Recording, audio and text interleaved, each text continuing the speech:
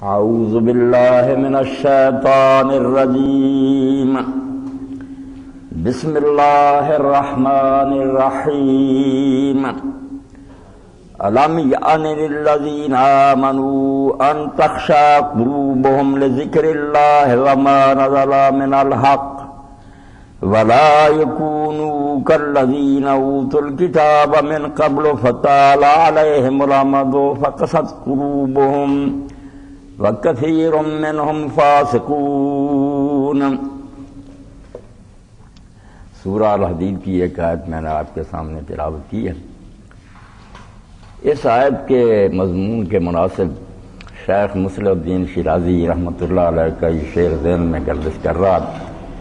بانگ طبلت نمی کند بیدار اے کہ تو مردئی ادر خوابی، کہ ڈھول بج رہا ہے مگر تو اٹھنے کا نام نہیں لیتا، شاید تو مر ہی گیا یا گہری نیند سویا ہوا۔ ہر وقت ڈھول بج رہا کوچ کا، جب ہم اس دنیا میں آتے اسی وقت سے واپسی کا سفر شروع ہو جاتا ہے، ایک لمحہ کی تاخیر کے بغیر۔ عمر مقرر ہے، اس میں کمی ہونی شروع ہو جاتی ہے، اور وہ معاملہ جو قرآن مجید میں بیان ہوا، اقترب للناس حسابهم وهم فی غفلۃ معرضون، حساب کی گھڑی قریب آتی جا رہی ہے مگر لوگ غفلت میں پڑے ہوئے ہیں اور اس طرف ذرا توجہ نہیں کرتے۔ تو انسان کی انتہائی بدبختی اور یہ شامت ہے کہ یہ اپنی زندگی کے مقصد سے غافل ہے کہ یہ اس دنیا میں کیوں آیا۔ اس نے یہ فرض کر لیا کہ اللہ تعالیٰ نے محض کھیل اور تماشے کے لیے مجھے پیدا کیا۔ افا حسبتم انما خلقناکم عبثا وانکم الینا لا ترجعون، تم یہ سمجھے بیٹھے ہو کہ یہاں کھیل تماشوں کے لیے آئے ہو اور کسی دن واپس لوٹ کر ہماری عدالت میں نہیں آنا۔ حالانکہ اللہ تعالیٰ اس کھیل سے بالکل مبرہ اور منزہ ہے کہ وہ فضول کام کرے، انسان کو پیدا کر دے، یہاں کوئی ظلم کرے، کوئی ظلم سہے اور مر جائیں اور مٹی میں مل جائیں۔ لوبتے خاک ساختن دینا سد خدائے را، اقبال فرماتے ہیں مٹی کا یہ پتلا بنا کر اللہ تعالیٰ صرف تماشے دیکھے، یہ اس کی شان کے لائق نہیں۔ اسی لیے اللہ قرآن میں بار بار کہتا ہے کہ میں نے بالحق پیدا کیا ہے، تمہاری زندگی کی ایک غایت ہے، مقصد ہے، اس کے لیے تم یہاں آئے ہو، اور اللہ تعالیٰ ہر وقت جائزہ لے رہا ہے، تمہارا ریکارڈ جو ہے وہ مرتب ہو رہا ہے، عدالت میں پیشی ہوگی تو حساب دینا پڑے گا۔ اور اللہ رب العالمین نے یہ بات بھی بالکل واضح اور صاف کر دی ہے قرآن مجید میں کہ کوئی کسی غلط فہمی میں نہ رہے کہ وہاں بے اصولی ہوگی، سفارشیں چلیں گی، کوئی پریشر ہوگا، اللہ تعالیٰ کو غلط طریقے سے کسی کو بخش دے گا، کسی کو عذاب دے گا، نہیں۔ والعاقبۃ للمتقین، انجام کار جو کامیاب ہوں گے لوگ وہ صرف وہ ہیں جن میں تقوی ہوگا، متقی جو ہیں وہ کامیاب ہوں گے۔ سأریکم دار الفاسقین، اور جو فاسق لوگ ہیں ان کا ٹھکانہ جہنم ہوگا۔ صرف دو گروہ ہوں گے، فاسق اور متقی۔ فاسق کون ہے؟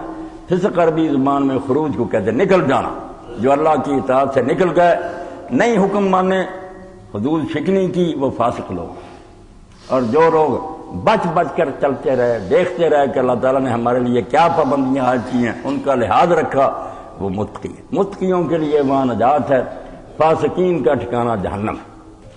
اب لوگ فاسق کیوں بنتے ہیں؟ یہ چھوٹی سی آیت قرآن مجید کی جب اس پر نظر دوڑاتے ہیں تو قرآن کا اعجاز سامنے آتا ہے کہ اللہ تعالیٰ نے بالکل بیماری کیوں پیدا ہوتی ہے اور کیسے وہ بڑھتی ہے، سارا کچھ بیان کا علاج کیا ہے۔ آخر میں فرمایا وَكَثِيرٌ مِّنْهُمْ فَاسِقُونَ، کہ زیادہ لوگ فاسق ہیں، وہ نہیں اللہ کے احکام کی فرما برداری کرتے۔ اس دنیا میں اکثریت کا حال یہی ہے کہ وہ فسق و فجور کی زندگی گزارتے ہیں۔ مشاہدہ دیکھ رہے ہیں کہ بہت کم لوگ ہیں جو محتاط ہیں، سنبھل کر چلتے ہیں اور یہ دیکھتے رہتے ہیں کہ ہم سے کوئی ایسی حرکت نہ ہو جائے جس سے آخرت میں ہم سے مواخذہ۔ بچ بچ کر چلنے والے جن کے بارے میں اقبال کہتے ہیں رحمۃ اللہ علیہ کہ تقویٰ کیا ہے؟ زندگی کی راہ پہ چل۔ اسلام کسی شے میں رکاوٹ نہیں ڈالتا، دنیا کی جو سرگرمیاں ہیں ان میں حصہ لینے کو فرض قرار دیتا ہے کہ رہبانیت حرام ہے، اللہ نے یہ دنیا فضول بنائی ہے کہ چھوڑ کر اس کو بھاگ جاؤ۔ اس دنیا میں رہنا ہے اور سارے کام پوری دلچسپی سے سر انجام دینا ہے، مگر خیال یہ رکھنا ہے زندگی کی راہ پہ چل، لیکن ذرا بچ بچ کے چل۔ یوں سمجھ لے کوئی مینا خانہ بارے دوش، کندھوں پر شیشوں کا ٹوکرا ہے، فضول حرکتیں نہ کر، چور نہ ہو جائے، بچا کر لے جا اس کو۔ یہی تقویٰ۔ اللہ رب العالمین فرماتے ہیں زیادہ فاسق ہے۔ یہ فاسق کیوں بنتے ہیں؟ اللہ پاک فرماتا ہے فَقَسَتْ قُلُوبُهُمْ، ادھر سے واپس آتا ہوں کہ دل سخت ہو جاتے ہیں۔ انسان کے اندر صرف ایک چیز ہے جو خیر و شر کا منبع ہے، وہاں سے نیکی اور بدی جنم، وہ قلب ہے، دل۔ قلب کیا ہے؟ دماغ سوچتا ہے، دل سوچتا ہے، یہ ویسے سائنسدان اور یہ کرتے ہیں۔ بات سیدھی سی ہے کہ جہاں بھی سوچ پیدا ہوتی ہے نا، دین نے اس کو قلب کا، دل۔ اور اب بھی دنیا بولتی میرا دل نہیں مانتا، میرا دل اس بات پر مطمئن نہیں، تو لٹریچر میں دل وہی ہے جہاں خیالات پیدا ہوتے ہیں۔ تو اللہ رب العالمین فرماتے ہیں کہ جب دل سخت ہو جاتے ہیں نا، پھر لوگ فاسق ہو جاتے ہیں۔ دل کا سخت ہو جانا، قسوت قلب۔ اللہ نے یہود کے بارے میں پہلے پارہ میں کیا کہ ان کے دل پتھروں سے زیادہ سخت ہو۔ ہم دیکھتے ہیں ہمارے سامنے ہیں لوگ کہ انہیں کوئی واعظ و تبلیغ اثر نہیں کرتی، قرآن پڑھا جاتا ہے، حدیث سنائی جاتی ہیں، سیمینار ہوتے ہیں، ٹی وی پر سب کچھ، نہیں متاثر نہیں ہوتے۔ انہیں سر دلچسپیوں میں مگن رہتے ہیں جو انہوں نے پسند کر لی۔ یہ دل کا سخت ہو جانا کہ کوئی نصیحت اثر نہ کرے، یہ بدترین روگ ہے۔ جب اس حد تک آدمی پہنچ جاتا ہے، لہم قلوب لا یفقہون، دل ہوتے ہیں مگر وہ اندھا ہو جائے، مردہ ہو جاتا ہے۔ اسی کو اللہ پاک فرمایا انہا لا تعمی الابصار، آنکھیں نہیں لوگوں کی اندھی ہوتی بلکہ کانوں مستبصرین۔ پہلی قوموں کے بارے میں بڑے دیکھنے والے ہیں، جہان دیکھتے ہیں، آسمان پر اڑتے ہیں، لوگ کہتے ہیں ان سے بڑا دانشور کون ہے، ترقی یافتہ، مگر دل اندھے ہو جاتے ہیں۔ ولکن تعمی القلوب التی فی الصدور، دل اندھے، کسی نیکی کی بات کو وہ نہیں سنتے، ان کے اندر اس کا اثر نہیں ہوتا۔ تو دل کی سختی سب سے بڑا روگ ہے۔ اسی لیے اللہ کے رسول اللہ علیہ السلام نے صاف بیان فرمایا کہ لوگوں پورے اس جسم انسانی میں ایک ٹکڑا ہے، اگر وہ درست ہو جائے تو سارا جسم درست ہو جاتا ہے، اور جب وہ بگڑ جاتا ہے سارا جسم بگڑ جاتا ہے۔ سارے اعضاء، آنکھ، ہاتھ، پاؤں سب غلط کام کرتے ہیں جب دل گندا ہو جاتا ہے۔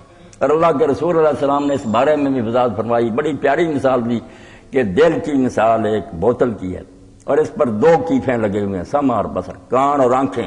ان سے جو سنتے اور دیکھتے ہوئے جاتا اندر، پاکیزہ باتیں سنتے ہو تو اچھا مواد جمع ہوتا رہتا، دل طیب اور پاک ہوتا۔ اگر گندی باتیں سنتے ہو، گندے مناظر دیکھتے ہو، دل گندا ہو جاتا۔ اور دل جب گندا ہو جاتا ہے نا، اس کا پھر کوئی علاج نہیں۔ جب یہ نوبت آ جاتی ہے کہ یہ سخت ہو گیا پتھر کی، پھر اللہ انبیاء علیہ السلام کو بھی منع کر دیتا کہ ان لوگوں پر وقت نہ صرف کرو، یہ لا علاج ہیں، اب ان کو چھوڑ دو، میں نپٹوں گا ان سے، تمہارا ان سے کوئی اب تعلق نہیں۔ تو اللہ سے پناہ مانگنی چاہیے۔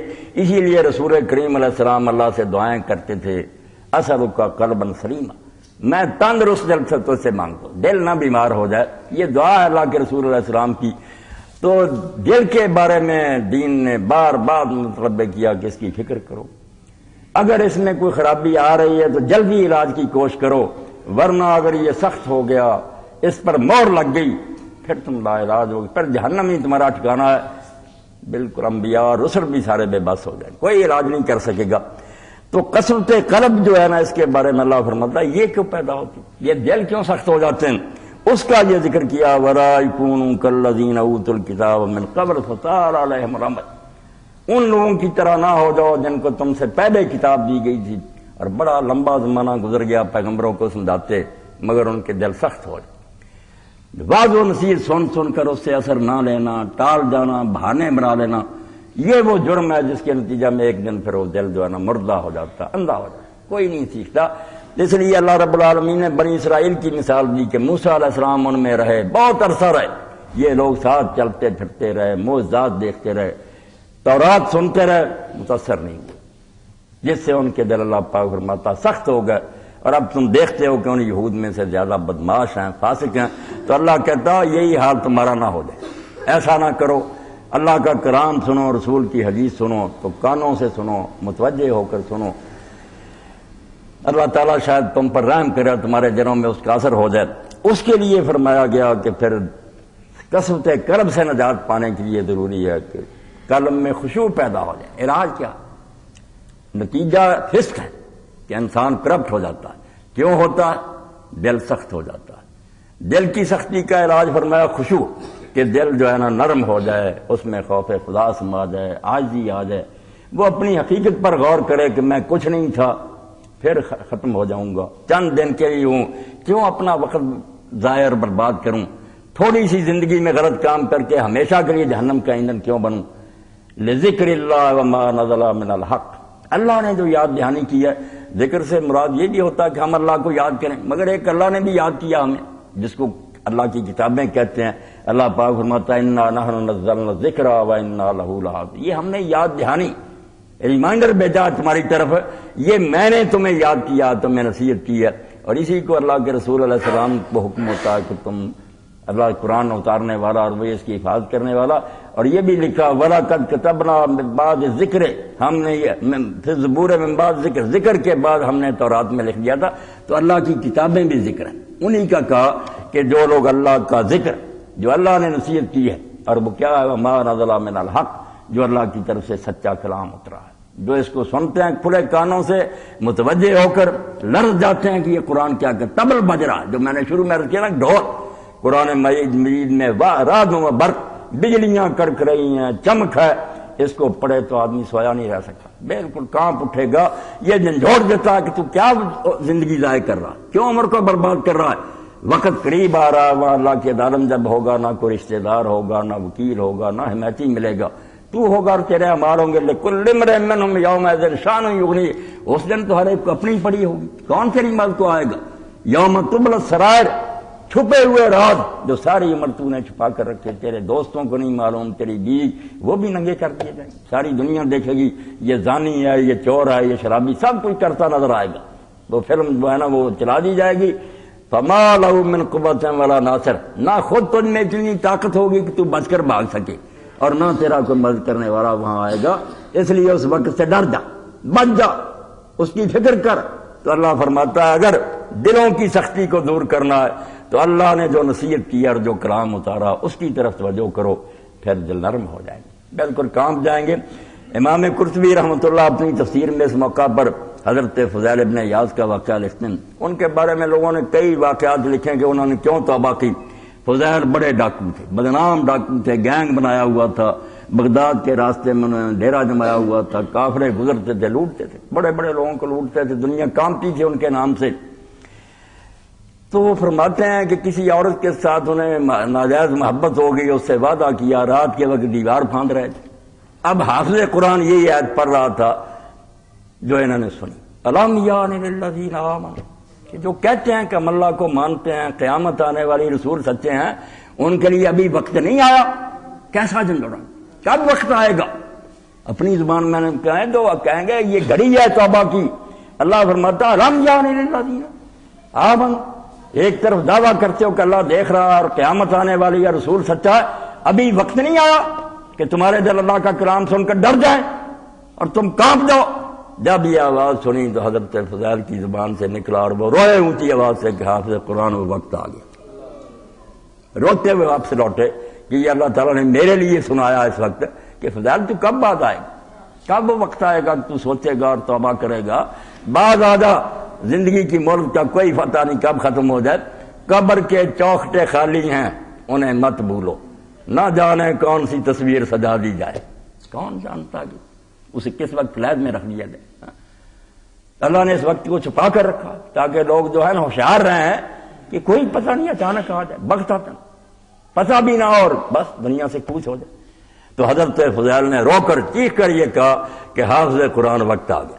اب توبہ کر کے رو کر جب واپس آ رہے تھے تو ایک قافلہ ایک ویرانے میں اترا ہوا تھا، مسافر اترے ہوئے تھے اور وہ آپس میں کہہ رہے تھے یار کوشش کرو جلدی نکلنے کی، فضیل کا کوئی پتہ نہیں کس وقت وہ ڈاکہ مارے، وہ ڈاکہ ڈالے لوٹ لے. تو حضرت فضیل فرار ہوئے کہ اللہ فضیل اتنا بدنام ہے کہ دنیا بیچاری جو ہے اس کا نام لے کر کہتی ہے کہ وہ حرامی اور ڈاکو کہیں آ نہ جائے. روتے اور پھر ایسا کیا کہ روتے ہوئے حرم شریف کو چل پڑے. 2 سال میں مکہ پہنچے، بس ایک قدم اٹھا لیتے تھے، 2 رکعت نماز پڑھتے تھے، پھر قدم اٹھا روتے، اور ساری عمر پھر حرم شریف میں گزاری. اور نوبت یہاں تک پہنچی الم یعن للذین سنا کہ یہ دل سخت کر رکھے ہیں تم نے، اتنی نصیحتیں کی جا رہی مگر تم دھیان ہی نہیں کرتے. تو کب وقت آئے گا تم ہوش سنبھالو گے، کب تمہارے دل نرم ہوں گے اور تم خدا کے خوف سے کانپو گے. حرم شریف میں جا کر ٹھہر گئے اور پھر اتنے اللہ کے ولی ہوئے، حدیث کے بھی براوی ہیں، صوفیاء میں بہت اونچے طبقہ کے، کہ وقت کا حکمران ہارون رشید حج پر گیا. اس نے اپنے وزیر ربیع سے کہا کہ ربیع کوئی اللہ کا نیک بندہ جو ہے حج پر آیا وہ میرے ساتھ اس کی ملاقات کرا. اب حج مجمع ساری دنیا کے صفیاء اور اولیاء میں سے بڑے لوگ وہاں جمع ہوتے. تو انہوں نے حضرت سفیان ابن عیینہ رحمۃ اللہ علیہ سے ملاقات کرائی. ملاقات کی سلطان نے تو بعد میں کہا کچھ خدمت کا موقع دیں. انہوں نے اپنے کچھ حالات بتایا کہ قرضہ وغیرہ. ربی سے کہا کہ دو تھیلی، اور باہر جا کر کہا یار یہ وہ بندہ نہیں جس سے میں ملنا چاہتا ہوں. عالم بہت اچھے امام ہے، حالانکہ سنت کے ستون ہے. پھر سفیان ثوری سے بھی ملاقات ہوئی، یہی ہوا. اس نے کہا اچھا میں سمجھ گیا. لے گیا حضرت فضیل کے مکان پر. چراغ جل رہا تھا، دروازہ بند تھا، وہ نفل پڑھ رہے تھے تہجد کے وقت. دروازہ کھٹکھٹایا، پوچھا، کہا میں ربی ہوں وزیر اعظم، میرے ساتھ امیر المومنین ہارون ملنا چاہتے ہیں. دروازہ کھول دیا مگر چراغ بجھا دیا. یہ اب اندھیرے میں ٹٹول رہے ہیں. ٹٹولتے ہارون رشید کے ہاتھ پڑا فضیل پر. تو انہوں نے کہا ہم نے ڈھونڈ ہی لیا نا آپ. تو حضرت فضیل نے کہا کہ امیر ہاتھ آپ کے بڑے نرم و نازک ہے، بشرطے کہ جہنم سے بچ گئے. یہ کہا سلطان بے ہوش ہو گیا. ہوش میں آیا، کہا کوئی نصیحت؟ کہا نصیحت یہی ہے کہ جس جگہ تو بیٹھا ہے یہاں ابو بکر عمر بھی بیٹھے، فرعون اور نمرود بھی بیٹھے، وہ لعنت سمیٹ کر گئے اور جہنم کا ایندھن بنے. انہیں دنیا میں بھی ثنا نصیب ہوئی، دنیا تعریف کرتی ہے، جنت کے بھی وارث بنے. اب تیرے لیے دونوں راستے کھلے ہیں کہ تو ان میں سے جس پر چلے گا وہی تیرا انجام ہوگا. ساری باتوں کے بعد کہا کہ کچھ اور کیا بطور میری درخواست یہ ہے، میری خدمت یہ ہے کہ نہ آئندہ مجھے ملنے کے لیے آنا اور نہ مجھے بلانا، کیونکہ میں اپنی بہت ساری زندگی فضول برباد کر چکا. اب میرے پاس وقت نہیں ہے، میں تلافی کر رہا ہوں، طواف کر کے نمازیں پڑھ کے بات کر کے کہ میری کسر پوری ہو جائے. تو باہر نکل کر اس نے کہا پھر ہارون رشید نے کہ ربی بس ایسے آدمی سے ملنا چاہتا جو ڈاکہ زنی میں مشہور تھا، لوگ اس کا نام لیتے تھے. وہ اتنا خدا سے ڈر گیا. تو قرآن مجید کیسے اس آیت میں بآواز بلند کہہ رہا علام جان، ابھی وہ وقت نہیں آیا کہ تم ایتیں سنتے ہو، درس سنتے اٹھ کر چلے جاتے ہو دامن جھاڑ کر. سوچا کبھی کہ کیوں اثر نہیں ہو رہا؟ فرمایا تمہارے دل مر چکے ہیں، یہ سخت ہو چکے ہیں، تو ڈر جاؤ اور اللہ کا کلام سن کر چاہیے کہ تمہارے دل جو پانی ہو جائے، نرم ہو جائیں، کانپ جائیں. اور جب دل نرم ہو جاتا ہے سارے کام سیدھے ہو جاتے. دل مردہ دل نہیں ہے ایسے زندہ کر دوبارہ، کہ یہی ہے امتوں کے مرض کہن کا چارہ. بیماری وہی ہے جو یہود کی تھی، وہی ہماری. قرآن پڑھا جا رہا ہے، ختم ہو رہے ہیں، تراویحوں میں سن رہے ہیں، اثر کوئی نہیں. دل سخت، اندر نہیں اترتا. قرآن مجید تجوید کے ساتھ مخرج سے نکالتے ہیں، دوبارہ پڑھتے ہیں کہ صحیح نہیں پڑھا گیا. کوئی سمجھتا نہیں کہ یہ کتاب کیا ہے، عمل کوئی نہیں. تو یہی آیت اللہ پاک نے اس وقت اتاری جب ہماری طرح کے لوگ ایمان کے مدعی تھے. اس آیت میں جو کہا کہ جو لوگ اللہ کو مانتے ہیں ان کے لیے ابھی وقت نہیں آیا. پیچھے سارا ذکر منافقوں کا، یہاں مومن منافقوں کا جو زبان سے کہتے تھے کہ ہم اللہ کو مانتے ہیں مگر ان کا کردار اس کے موافق نہیں تھا. اب ہمارا روگ بھی یہ ہے نا تضاد کہ منافقت ہے ہماری زندگی میں کہ ایک طرف تو اللہ کے رسول صلی اللہ علیہ وسلم کی گستاخی ہو، کارٹونی چھپے مرنے کے لیے نکلاتے، اور دوسری طرف وہ رسول چلا رہا ہے، اس کی کتاب چیخ رہی ہے، احادیث دہائی دے رہی ہیں، کوئی امت نہیں سنتا. ہر قسم کی کرپشن ان میں ہے، کفار سے زیادہ. تو اللہ فرماتا جیسے وہ نبی کے ساتھ رہے موسیٰ علیہ السلام کی بڑی دیر کلام سنا مگر دل سخت، پتھر پر شاید کوئی اثر ہو جائے، ان پر کوئی نہیں ہوا، ان جیسے نہ ہو جانا. اللہ کا کلام سن کر ڈر جاؤ. یہاں منافقون کو مومنین کہا ہے کہ تم زبان سے کہتے ماننے والے، اگر ماننے والے شرم کرو، اپنے اس دعوے کی کوئی لاج رکھو، خدا سے ڈر جاؤ، کوئی نیکی کرو. اور واقعی اگر آدمی قرآن کی طرف پوری طرح متوجہ ہو، دل میں یہ سوچے کہ یہ کوئی انسان نہیں بول رہا، اس کے پردہ میں خدا اللہ بول رہا، یہ باتیں اللہ کی ہیں، وہ عرش عظیم سے اعلان کر رہا ہے. اب جب مکہ معظمہ میں آدمی ہو، مسجد حرام میں بیت اللہ شریف کے پاس اور امام صاحب پڑھ رہے ہوں تو بالکل یقین کرے جیسے عرش سے آواز آتی ہے یہ خانہ کعبہ سے اللہ بول رہا، وہ ہمیں مخاطب کر رہا. اور اسی لیے حضرت ابن مسعود رضی اللہ عنہ فرماتے ہیں جب تم قرآن پڑھو اور کہیں آئے یا ایھا الذین آمنوا، اسی وقت رک کر کہا کہ لبیک اللہم لبیک، اللہ تو نے مجھ سے بات کی ہے، میں حاضر ہوں. اگر روکا تو رک جاؤ اس کام سے، حکم دیا تو کرو. اسی لیے آپ نے فرمایا ابن مسعود رضی اللہ عنہ نے کہ ہم رسول کریم علیہ السلام سے جب 10 آیتیں پڑھتے تھے تو آگے نہیں پڑھتے تھے، ان 10 آیتوں کے بارے میں دیکھتے تھے کہ جن چیزوں کا اس میں حکم ہے وہ ہم نے کر لی ہیں، جن سے روکا چھوڑ دی، پھر پڑھتے تھے. چنانچہ جب قرآن کا علم مکمل ہوتا تھا ساتھ ہی عمل مکمل ہو جاتا. اور اسی بات کو سید قطب شیخ رحمۃ اللہ نے فرمایا کہ محمد ابن عبداللہ صلی اللہ علیہ وسلم کی اصل کامیابی یہ نہیں ہے کہ وہ قرآن جیسی کتاب دنیا کو دے کر گئے۔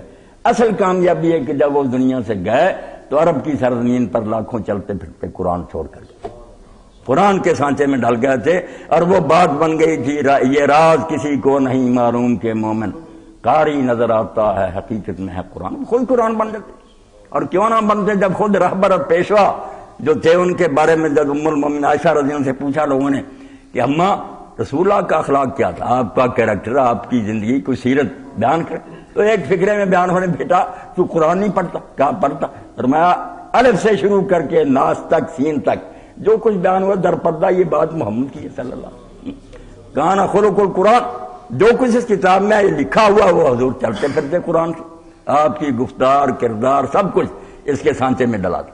تو اللہ کہتا ہے کہ یہود کی طرح نہ ہو جاؤ، نبی کے ساتھ رہے، اتنی مدت ساتھ کتاب سنتے رہے، دل سخت کوئی اثر نہیں ہوا، پتھر دل، تم اس طرح کے نہ ہو۔ اللہ کا کلام جب سنو تو تمہارے دل کانپ جانے چاہیے، لرز جانے چاہیے۔ سید مودودی رحمۃ اللہ علیہ اپنی تفسیر میں ایک جگہ لکھ رہے ہیں گئے گزرے دور میں بھی قرآن میں بڑی طاقت، سنیں تو صحیح تھا۔ تو سلطان احمد بن نصر جو اب اس نے نیشا پور فتح کیا تو دربار لگایا اور قاری سے کہا کہ قرآن مجید پڑھے۔ اب وہ قرآن مجید میں سے اس نے وہ مقام پڑھا جہاں آتا کہ اللہ تعالیٰ اپنی مٹھی میں لے گا آسمان کو اور ایک ہاتھ میں زمینیں ہوں گی، جھنجھوڑے گا اور پوچھے گا کہاں ہیں وہ لوگ جو دنیا میں بادشاہ بنے پھرتے، لمن الملک اليوم، بتاؤ کہ تمہارا اقتدار کہاں گیا، کس کی حکومت ہے آج؟ تو سلطان نے اپنا تاج اتارا، تخت پر رکھا اور خود زمین پر آ کر مٹی پر سجدے میں گر گیا اور رو کر کہا کہ اللہ بادشاہی احمد کی نہیں ہے، بادشاہی تیری ہے، اصل میں حکمران وہی ہے۔ تو قرآن کو اگر کوئی سنے تو قرآن میں اتنا زور اور قوت ہے کہ آدمی کو بدل دے، اس کے دل کی اصلاح کرے، اور دل ٹھیک ہو گیا تو سارے مسئلے حل ہو گئے۔ دل جب تک ٹھیک نہیں ہوتا اس وقت تک آدمی غلط کاموں میں پھنسا رہتا ہے۔ جب دل میں اللہ کی بات اتر جاتی ہے کہ میرے سامنے تم نے آنا، میں تمہارے ذرے ذرے سے واقف ہوں، تم ہزار جتن کرو کہ تمہارے عیب چھپے رہیں، مجھ سے نہیں چھپے۔ اور اسی لیے ایک دعا جو طواف کے دوران نیک لوگوں نے کی ہے اس کا مضمون بھی ذہن میں رکھنا چاہیے، صرف زبانی نہیں پڑھنی چاہیے، دل سے ہونی چاہیے کہ اللہ جو میرے گناہ خافیہ علی خلق کا تیری مخلوق سے چھپے ہوئے ہیں مگر تو جانتا، تو آگاہ اور باخبر ہے، وہ معاف کر دینا، میرا پردہ رہ جائے، ورنہ اگر حساب شروع ہو گیا اور لوگوں کے سامنے آ گئی باتیں تو بڑے بڑے زاہد اور آبے ننگے ہو جائیں گے کہ کیا چھپ کر کرتے تھے تم، اب ساری چیزیں آ گئی۔ اس لیے قرآن مجید میں اتنی طاقت اور قوت ہے، یہ اللہ تعالیٰ کا اتنا بڑا انعام اور عطیہ ہے کہ ہم اس کی طرف اگر دل سے متوجہ ہو جائیں، اس نیت سے اس کو پڑھے کہ یہ کتاب ہدایت ہے، اس سے رہنمائی لینی ہے، صرف برکت کے لیے نہیں اس کو پڑھنا، پوچھنا اس سے کہ میں کیا کروں اور کیا نہ کروں۔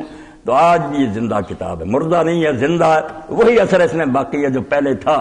اور حضرت عمر رضی اللہ تعالیٰ عنہ کے بارے میں چونکہ غلط بات مشہور ہو گئی کہ وہ بہن کے گھر گیا تھا، وہ ایک واقعہ جو حدیث کی روشنی میں صحیح نہیں مگر مشہور وہی ہوا، وہی بیان ہونا شروع ہو گیا کہ وہ گئے وہاں لڑائی ہوئی، ایسی بات نہیں۔ اور کئی لوگ یہ بھی کہتے ہیں کہ حضور نے دعا کی تھی اور اس سے یہ نتیجہ نکالتے ہیں کہ آپ نے مانگ کر لیا، حالانکہ ان کے فضائل بڑے ہیں۔ تو غلط باتیں دین میں ان کو چھوڑنا چاہیے۔ اب ایک طالب علم نے مجھ سے سوال کیا کہ مولانا حضور نے کہا کہ اللہ عمر بن خطاب یا عمر بن شام میں سے کسی ایک کے ذریعے میری مدد کیا، اور حضور کا کیا بیٹتا تھا، آپ دونوں کے لیے کہہ دیتے، آگے اللہ کی مرضی جس کو مناسب سمجھا جائے، حضور نے یا کیوں کہنا تھا؟ اور یہ سوال علیہ السلام میں بھی چھپا جواب نہیں کویا، باتیں لوگ بنا لیتے ہیں پھر پھنس جاتے ہیں۔